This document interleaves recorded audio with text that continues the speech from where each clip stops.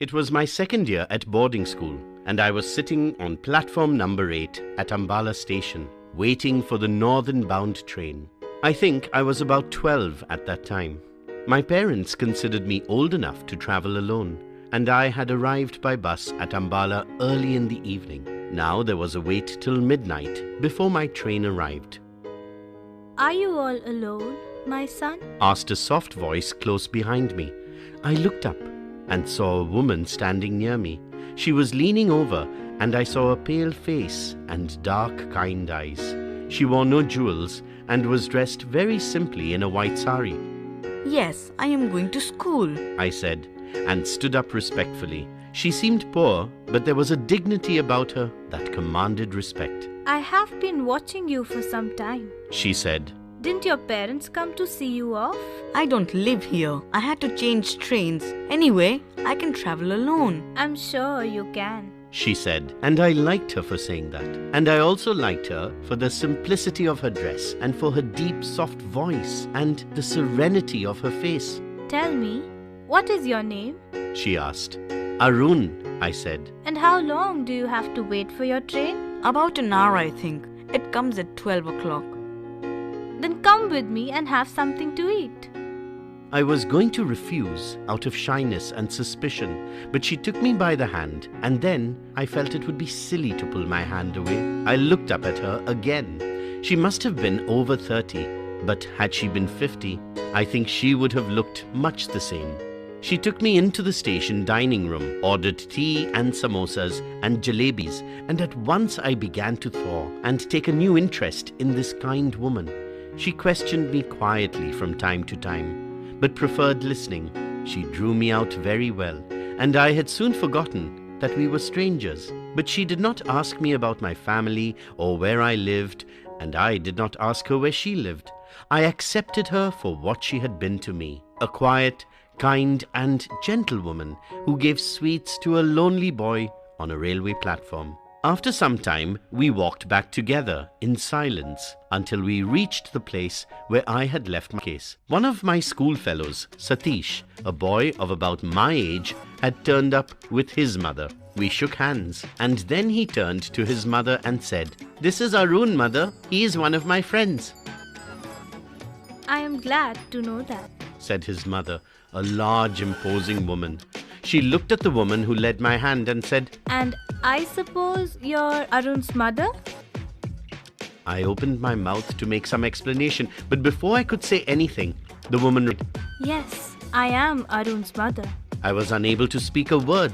I looked quickly up at the woman, but she did not appear to be at all embarrassed and was smiling at Satish's mother. Satish's mother said, "It's such a nuisance having to wait for the train right in the middle of the night. But one can't let the child wait here alone. These days, one has to be very careful of strangers." "Arun can travel alone though," said the woman beside me, and somehow I felt grateful to her for saying that. I had already forgiven her for lying, and besides, I had taken an instinctive dislike to Satish's mother. "Well, be very careful, Arun," said Satish's mother, looking sternly at me. "Be very careful when your mother is not with you. Never talk to strangers."